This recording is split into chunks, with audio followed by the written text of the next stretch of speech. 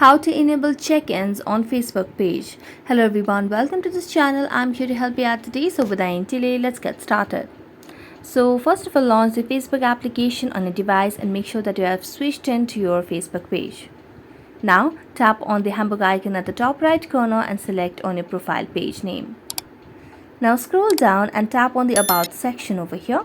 So as you tap on About, you can see the option of see your About info. So tap on it and here you can see this address has been not mentioned. So let's tap on Add Address option over here.